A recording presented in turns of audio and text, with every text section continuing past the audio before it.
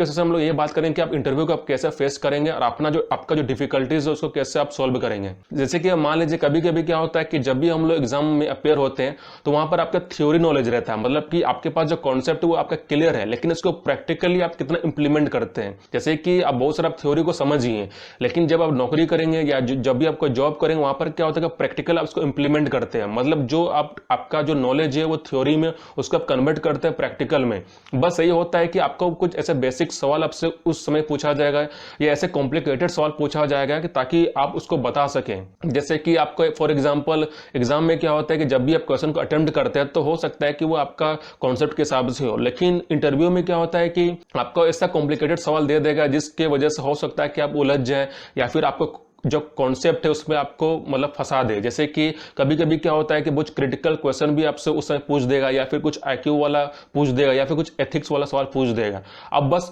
इतना मतलब वो जानने की कोशिश करना चाहते हैं कि आपका जो एथिक्स है या आपका जो कॉन्सेप्ट है या आपका जो मतलब थिंकिंग स्किल्स है, जैसे कि आप सोचने का जो क्षमता है, और ऊपर से क्या है कि आप किस तरह से आप सवाल को हैंडल करते हैं और कैसे आप उसका जवाब देते हैं, बस आपका ये पूछा जाता है। लेकिन बात क्या है कि जब भी आप इंटरव्यू में देने आते हैं या जब भी आप इंटरव्यू जब उसको फेस करते हैं तो फिर हम लोग का मैक्सिमम सवाल ये रहता है कि हम लोग क्या सवाल पूछा जाएगा या फिर हम लोग को कैसे देना है। देखिए बात क्या होता है, अगर मान लीजिए जनरल नॉलेज का पूछा जाएगा तो फिर अगर आपको नहीं पता है तो उसमें ज्यादा आपको पैनिक भी नहीं होना है, क्योंकि आपका जो थ्योरी जो एग्जाम है उसको आप पास कर चुके हैं, आप अच्छा मार्क्स में क्वालिफाई भी कर लिए। अब ऐसा नहीं कि इंटरव्यू में भी आपको सेम क्वेश्चन आपसे पूछा जाएगा, मतलब कि ऐसा नहीं कि आप पेपर में भी आप सवाल का जवाब देकर आए हैं और इंटरव्यू में भी आपसे सवाल ही पूछा जाएगा। इंटरव्यू में क्या होता है कि आपका हटके थोड़ा क्वेश्चन रहता है, मतलब कि वो आपका माइंड के हिसाब से होता है, मतलब कि कॉन्सेप्ट के हिसाब से होता है, फिर आपका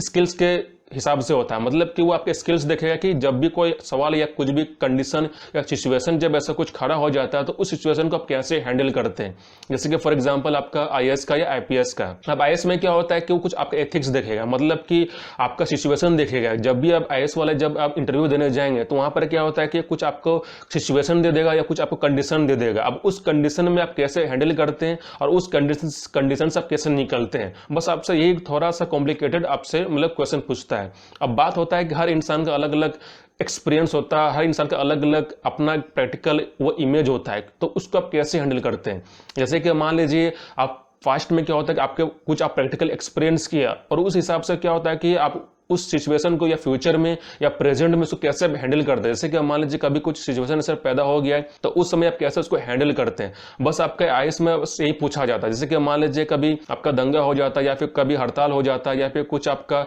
कुछ सिचुएशन पैनिक सिचुएशन हो जाता है, तो फिर उसको आप कैसे हैंडल करेंगे, आप कैसे सोसाइटी को कैसे डिस्ट्रिक्ट को मॉनिटर करेंगे और कैसे उसको जो आपका प्रॉब्लम है उसको कैसे आप सॉर्ट आउट करेंगे। बस आपका ये थोड़ा एथिक्स होना चाहिए और उसके बाद कुछ नहीं। और ऊपर से क्या है कि आपका खुद का डिसीजन भी होना चाहिए। जैसे कि मान लीजिए कुछ सिचुएशन या कुछ कंडीशन ऐसे होता है तो फिर आपका खुद का डिसीजन कैसे होगा। कभी कभी क्या होता है कि कुछ सिचुएशन कुछ कंडीशन वो आपके हिसाब से नहीं आएगा। जैसे कि मान लीजिए कुछ भी क्वेश्चन जो अटेम्प्ट करते हैं, क्योंकि आपको ये पता है कि इस क्वेश्चन का सोल्यूशन ये होता है, लेकिन रियल लाइफ में प्रैक्टिकल लाइफ में क्या होता है कि उसका आपका अपोजिट होता है, मतलब कि जो आपके पास जो नॉलेज है उसी नॉलेज के हिसाब से फिर आप प्रैक्टिकली उस कंडीशन को उस सिचुएशन को कैसे आप मतलब हैंडल करते हैं। तो आपका यूपीएससी का या आईएएस का भी आपका इंटरव्यू आपका ऐसा ही होता है कि मतलब कि आपको देखना चाहिए कि आपका पर्सनालिटी कैसा है, आपका स्किल्स कैसा है, आपका सोचने का क्षमता कैसा है और आपका क्वालिटी कैसा है और आपका स्ट्रेंथ कैसा है, मतलब कि आप कैसे सिचुएशन को हैंडल करेंगे, कैसे आप पैनिक सिचुएशन को आप मतलब सॉल्व करेंगे। बस आपका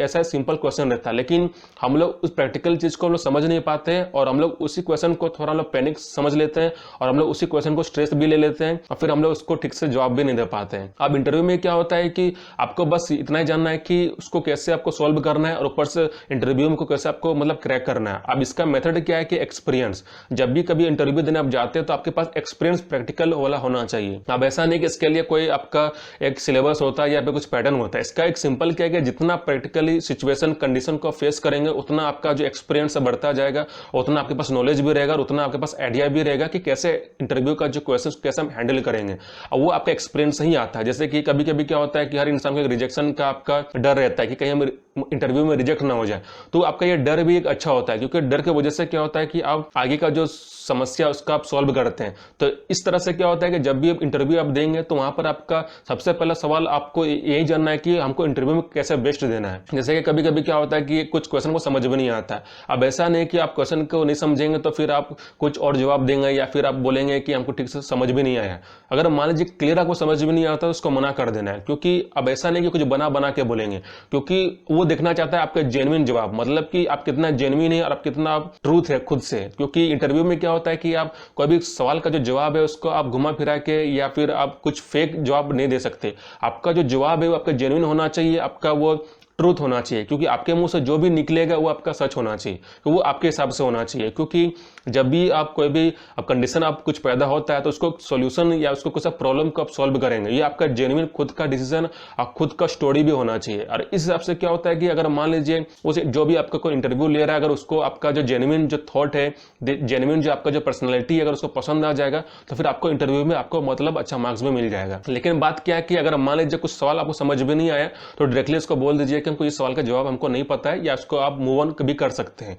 अगर मान लीजिए आपका सवाल आपको पता है लेकिन जवाब देने में थोड़ा सा आप झिझक रहे हैं या फिर आप ठीक से डिस्कंफर्ट फील कर रहे हैं, तो अब क्या कर सकते हैं कि जैसे आपको सवाल पूछा जाता है तो आप शायद 2 से 3 सेकंड का ब्रेक ले सकते हैं। मतलब कि सबसे पहले सवाल को ठीक से समझ जाइए, उसके बाद 2 से 3 सेकंड का ब्रेक लीजिए और समझ के फिर आप दिमाग में सोच लीजिए, उसके बाद आप फ्लुएंटली उसका जवाब दीजिए। लेकिन आपको थोड़ा ज्यादा पैनिक नहीं होना, और ऊपर से क्या है कि आपको ज्यादा स्पीड में भी आपको जवाब नहीं देना, आपको रिलैक्स होकर थोड़ा काम फील करके आपको उसका जवाब देना है। इससे क्या होता है कि आपका पेशेंस भी दिखता है, ऊपर से आपका पर्सनालिटी भी दिखता है। अगर मान लीजिए अगर सवाल का जवाब नहीं पता है तो इसको आप डायरेक्टली